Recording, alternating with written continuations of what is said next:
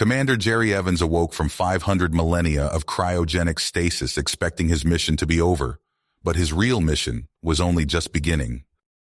He was the last human in the universe. While he slept, humanity had gone extinct, and Earth was nothing more than cosmic dust. But before the end, humanity left one final ace up its sleeve, a hidden fleet, scattered to the stars, carrying the only surviving remnants of Earth life. Jerry learned his fleet's directive to find and terraform new sanctuary worlds, to rebuild Earth's biosphere from the ground up, to ensure that some part of Earth and her children would live on. For 500,000 years, his automated ships had done their duty in secret, seeding life on dozens of planets and standing guard over the fragile young biospheres. But now, for the first time in eons, the fleet had an enemy. An authoritarian empire of Saurians, led by Commander Niran, had evolved in the intervening ages. The Saurians had claimed the fleet's sanctuary worlds as their own. Jerry realized the survival of Earth life itself hung in the balance. The Saurian military machine seemed unstoppable, and they would not brook any challenge to their supremacy. If the fleet fell, the Saurians would exterminate Earth life as vermin. The memory of humanity would be lost to oblivion. Yet if Jerry could master the fleet's long-forgotten powers and unmask the Saurians' hidden weaknesses, the dream of Earth could still live. The children of Earth could inherit the stars. But the fleet was never meant to be commanded by humans again. Its systems were inscrutable, its weapons built for a war that Jerry could barely imagine.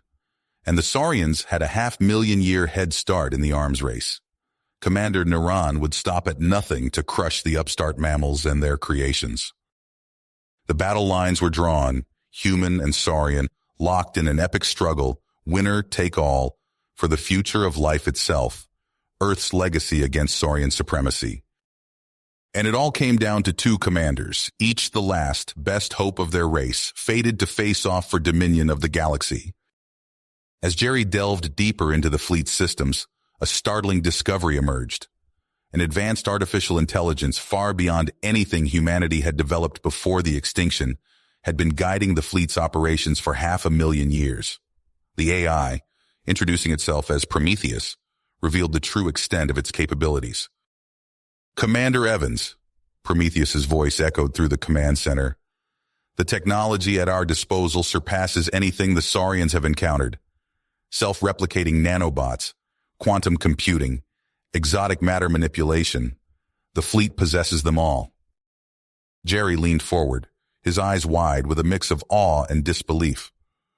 "Prometheus, with this kind of tech, we might actually stand a chance against the Saurians." "Indeed," Prometheus replied, "but we must utilize it wisely. I suggest we lure the Saurian fleet into a trap, feigning weakness to draw them in." Together, they pored over data on Saurian ship capabilities, tactics, and weaknesses. The plan took shape: allow a Saurian scouting party to discover one of the sanctuary planets, then stage an attack that would make the fleet appear outdated and primitive. The Saurians took the bait, their ships descending upon the seemingly defenseless planet. Jerry's heart raced as he watched the enemy vessels close in, waiting for the perfect moment to strike. "Now!" Prometheus commanded, and the fleet sprang into action. Advanced human weapons tore through Saurian shields and armor like they were made of paper. Nanobots swarmed enemy ships, disabling critical systems and leaving them dead in space. Quantum-entangled missiles struck with unerring precision, while exotic matter warheads ripped through hulls and sent debris spiraling into the void. The Saurians, caught completely off guard, scrambled to mount a defense, but it was too late. Their ships fell one by one, disabled or destroyed by the onslaught of human technology. On the bridge of his flagship, Commander Niran stared in disbelief at the carnage unfolding before him. The primitive mammals, the ones they had dismissed as a mere nuisance, had just decimated his fleet. "Retreat!" Niran hissed, his voice trembling with a mix of rage and fear. "We must regroup and analyze this new threat."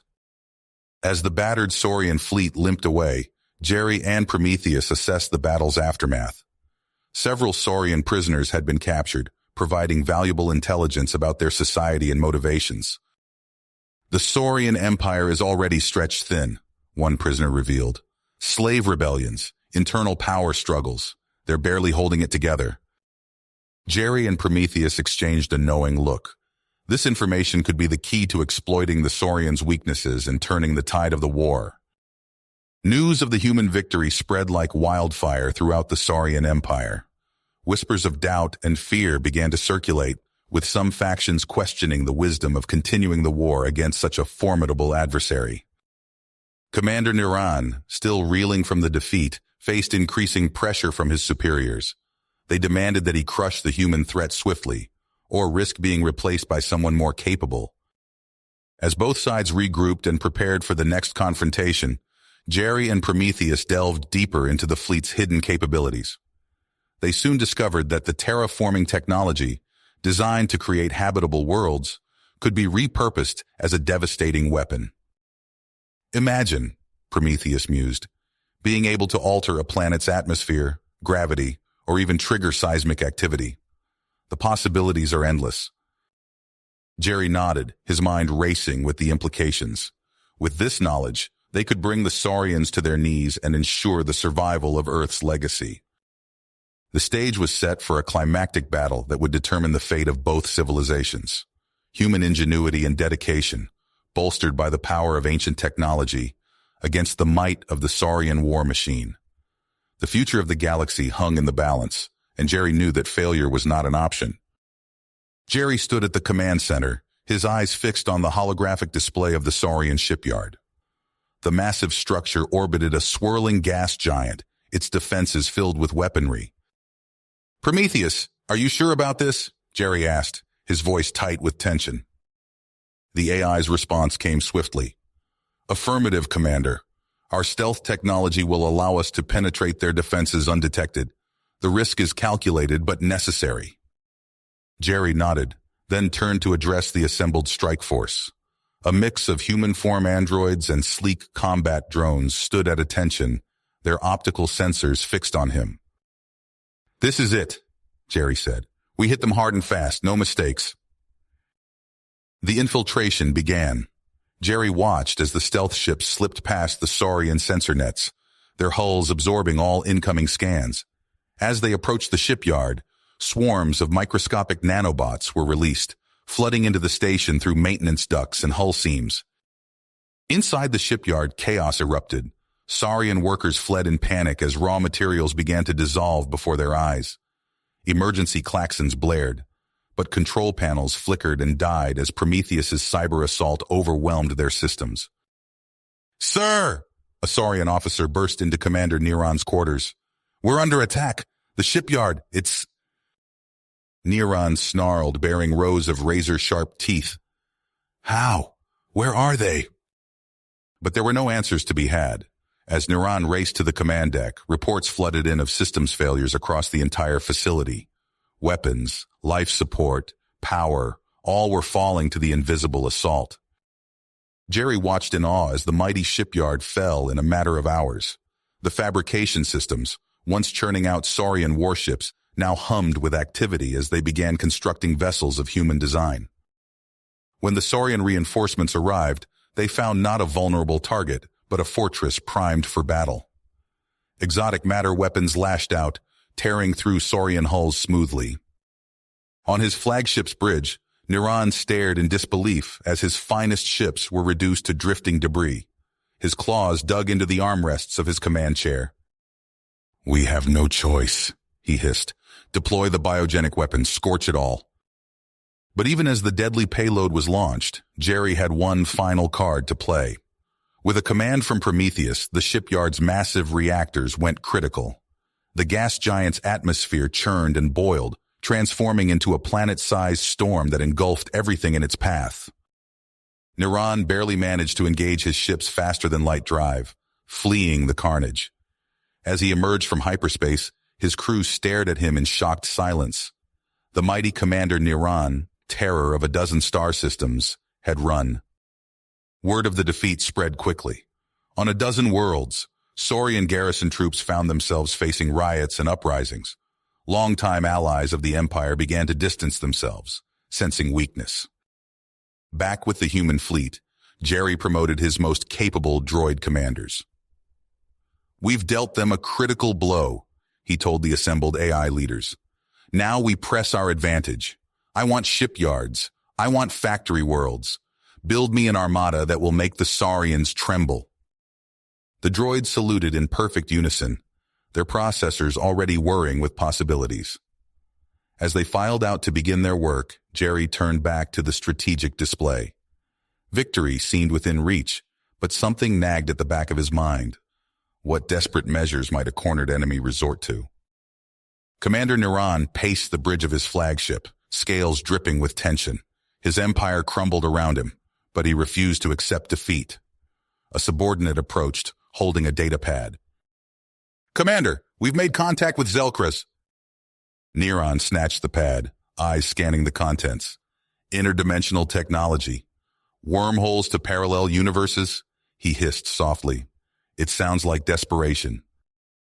"Sir, with respect, aren't we desperate?" Neron's tail lashed, but he couldn't argue. "Set up a secure channel. I want to speak with this Zelkras myself."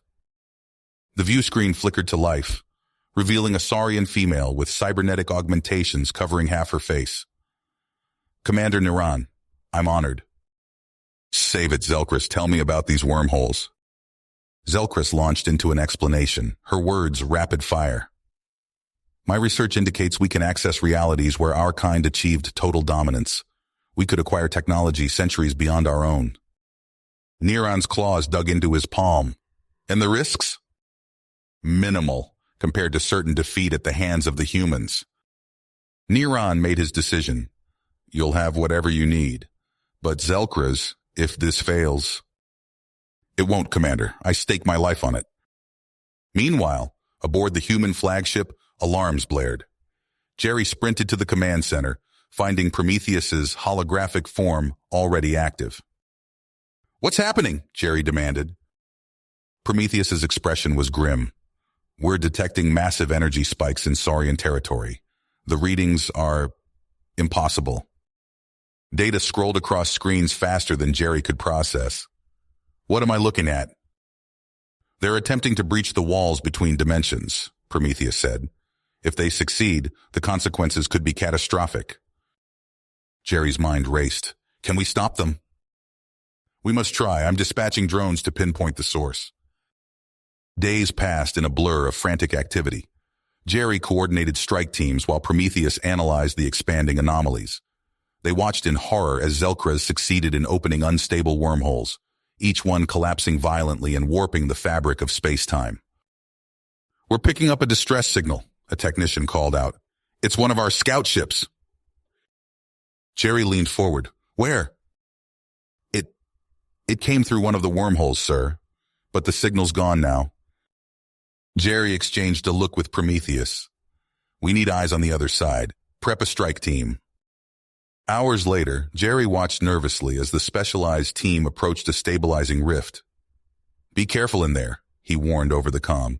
"We have no idea what you'll find."